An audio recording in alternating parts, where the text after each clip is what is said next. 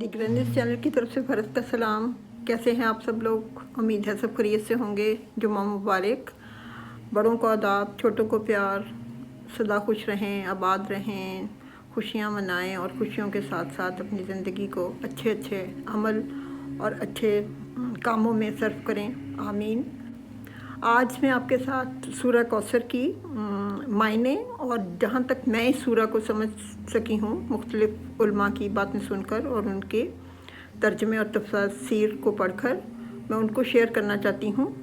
तो ये सूरह जो है ये कुरान पाक की जो मुख्तसर तरीन सूरतें हैं उनमें शामिल है, लेकिन ये बड़ी ही मुश्किल सूरह समझी जाती है क्योंकि इसमें इंतहाई अहम इसमें ऐलान किया गया अल्लाह ताला की तरफ से हुज़ूर सल्लल्लाहु अलैहि वसल्लम के लिए। जैसे कि इसकी 3 आयात हैं, 1 रुकू है और इसमें जो कौसर है उसके जो मायने हैं वो खैर कसीर के तौर पर हैं, यानी बहुत ज़्यादा खैर, क्योंकि हुज़ूर सल्लल्लाहु अलैहि वसल्लम को इस सूरह में अल्लाह ताला की तरफ से इशारा दिया गया कि कौन कौन सी उनको नेमतें अता की गई हैं और वो बेशुमार नेमतें हैं। सबसे पहले हम चलते हैं सूरह की तरफ, उसको पढ़ते हैं और उसका फिर तर्जुमा बयान करते हैं। बिस्मिल्लाहिर्रहमानिर्रहीम। इन्ना आतैनकल कौसर फसल्लि लिरब्बिका वन्हर इन्ना शानिअका हुवल अब्तर। जैसे कि ये 3 इसकी आयात हैं। अब जैसे कि हमने पहले बयान किया कि इसमें कौसर के मायने कसीर नेमतों का जिक्र किया गया है, यानी खैर कसीर यानी बहुत ज़्यादा नेमतें। तो जो हुज़ूर को दी गई थी ये उसके बारे में कहा जाता है। अब उसमें जो आम फहम हम बचपन से सुनते आ रहे हैं कि हौज़े कौसर है और फिर एक नहर पाई जाएगी जन्नत के अंदर जिसको कौसर के नाम से तशबीह दी जाती है और उसका पानी जो है वो हुज़ूर सल्लल्लाहु अलैहि वसल्लम उस दिन आखिरत के दिन जब सारे हिसाब किताब होंगे तो वो अपनी उम्मत को उससे सराब करेंगे। ना आताइना कल कौसर, बेशक हमने दी तुझको कौसर, यानी अल्लाह ताला फरमा रहे हैं कि मैंने तुझे कौसर अता की। फसल्लि लिरब्बिका वन्हर, बस नमाज पढ़ अपने रब के लिए और कुर्बानी कर।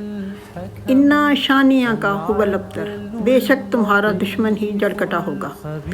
अब हम जब ये इन्ना अताइना कल कौसर पढ़ते हैं तो जो अताइना का है ये कुरानी उसलूब में अगर हम देखें तो ये जो मुस्तकबिल में दी जाने वाली चीज़ें होती हैं उसके बारे में है। अताइना का यानी हमने तुझे कौसर अता फरमा दी। हालांकि ये हमें पता है कि कौसर जो है वो ज़ाहिर है कि आखिरत वाले दिन हुज़ूर सल्लल्लाहु अलैहि वसल्लम उस पर होंगे और उन्हें अता की जाएगी, लेकिन इसमें अल्लाह ताला का हुक्म वारिद हो गया है कि ये तुझे हमने अता कर दी, उसका हुक्म वारिद हो चुका है। और फिर अगर हम दूसरी तफसीर में भी पढ़ें, मुख्तलिफ आरा हम जानें, तो साथ साथ इस नहर कौसर के साथ साथ ये भी कहा जाता है कि अल्लाह ताला ने हुज़ूर सल्लल्लाहु अलैहि वसल्लम को बहुत सारी नेमतें अता की, जिसमें कि मक्का का फ़तह होना, फिर है ले रब्बे का वन्हर। इसको देखें तो ले रब्बे का पर स्ट्रेस दें तो होगा कि अपने रब के लिए नमाज पढ़, यानी पहले तो था कि इन्ना आतैना कल कौसर, हमने तुझे बख्श दी। उसके बाद अल्लाह ताला फरमाते हैं कि फसल्लि लिरब्बिका, तो फिर पढ़ नमाज अपने रब के लिए, यानी स्ट्रेस दिया गया है इस चीज़ पे कि अपने रब के लिए नमाज पढ़। क्योंकि देखें ये उस वक़्त की बातें हैं जबकि कुफ़ार कुरैश जो थे वो ज़्यादातर वहाँ पे कुफ़ार थे और हुक्म नहीं था, वहाँ पे बुत रखे गए थे और मुसलमानों को तो वहाँ पे शुरू में तो छुप छुपा के नमाज़ें पढ़ी जाती थी। तो अल्लाह ताला फरमाते हैं कि नमाज पढ़ अपने रब के लिए, उन बुतों के लिए नहीं। और फिर कुर्बानी दे अपने रब के लिए, यानी जो ज़ोर दिया गया है वो है कुर्बानी दे अपने रब के लिए और फिर नमाज पढ़ अपने रब के लिए, यानी उन बुतों के लिए नहीं। क्योंकि आपको मालूम है कि जब ये एक बार जब ये नाज़िल की गई हुक्म दिया गया हुज़ूर सल्लल्लाहु अलैहि वसल्लम को कि अब खुल्ला آپ جا کر وہاں پہ نماز پڑھیں اور قربانی دیں۔ تو پھر اس پہ بھی زور دیا گیا۔ ظاہر ہے کہ یہ پیغام جو تھا وہ پھر تمام مسلمانوں تک پہنچنا تھا حضور کی وساطت سے، تو پھر یہ حکم بھی دیا گیا کہ یہ جب آپ اس کی قربانی کریں اور نمازیں پڑھیں تو پھر آپ صرف اپنے پیش نظر جو ہے وہ اپنے رب کو رکھیں گے۔ اس میں دیکھیں تو جو تفاسیر پڑھیں استاد فراہی کی تو اس میں ذکر آتا ہے کہ عام طور پہ قرآن پاک میں نماز اور زکوٰۃ کا ذکر آتا ہے اکٹھے، لیکن اس جگہ پہ نماز اور قربانی کا ذکر آتا ہے، اور دیکھا جائے اگر تو نماز اور قربانی جو ہے وہ ایک ہی موقع پر بیت اللہ میں کی جاتی ہے۔ تو یہاں پہ جو حکم آتا ہے وہ یہی آتا ہے کہ اپنے نماز پر اور قربانی دے اور اس میں اپنے رب کے لیے اس کی نیت کر۔ تو یہاں میں جو سمجھی ہوں استاد فراہی کی تفاسیر پڑھ کے کہ اس میں یہ ہے، ان کو بشارت دی گئی کہ تجھے حضور صلی اللہ علیہ وسلم کو خانہ کعبہ عطا کیا جائے گا اور اس کی فتح نصیب ہوگی، اور اس لیے وہاں پہ جا کے جب نماز پڑھ اور قربانی دے تو وہ صرف اپنے اللہ تعالیٰ کے حضور پیش کرے۔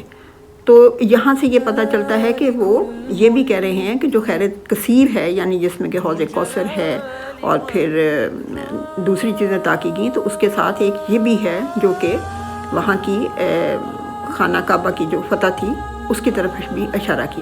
یعنی استاد فراہی کا اشارہ اس طرف ہے کہ اللہ تعالیٰ فرماتے ہیں کہ ہم نے حضور صلی اللہ علیہ وسلم کو بیت اللہ دے دیا ہے۔ اب ہم دیکھیں تو اس میں ایک یہ بھی ہے کہ جو قربانی کر، نماز پڑھ اور قربانی کر، یہ حضرت ابراہیم علیہ السلام کی بھی سنت ہے، تو اس کی طرف بھی اشارہ کیا گیا کہ اس کو ہم دہرائیں اور حضور صلی اللہ علیہ وسلم اس پر عمل کریں۔ اس کی انا اعطیناک الکوثر فصلی لربک وانحر انا شانئک ھو الابتر، بے شک تیرا دشمن ہی جڑ کٹا ہوگا۔ تو جیسے کہ عربی محاورات میں ابتر ایسے شخص کو کہتے ہیں جو کہ جس کا کوئی نام لیوا نہ ہو، تو اس صورت میں جو دوسرا اشارہ ہے وہ اس طرف بھی ہے کہ چونکہ حضور صلی اللہ علیہ وسلم کے جو بیٹے تھے وہ بچپن ہی میں فوت ہو گئے اور بڑے نہ ہو سکے، تو اس پہ جو کفار مکہ تھے وہ بہت خوش ہوتے تھے کہ حضور صلی اللہ علیہ وسلم کا کوئی نام لیوا نہیں ہوگا، اور یہ حضور صلی اللہ علیہ وسلم کا جب انتقال ہوگا تو اس کے بعد ان کو کوئی یاد کرنے والا نہیں ہوگا۔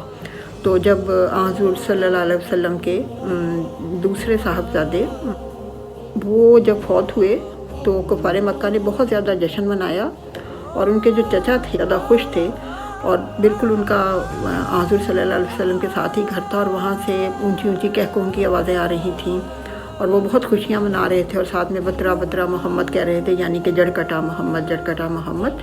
تو اس پہ بھی یہ اس کا وحی نازل ہوتی ہے، اور حضور صلی اللہ علیہ وسلم کو ان چیزوں کی خوشخبری عطا کی جاتی ہے۔ بعد اتنی صدیاں گزرنے کے بعد اگر ہم دیکھیں تو پھر پوری دنیا میں حضور کے تو کروڑوں اربوں نام لیوا ہیں، لیکن ان لوگوں کا کوئی نام نہیں جانتا۔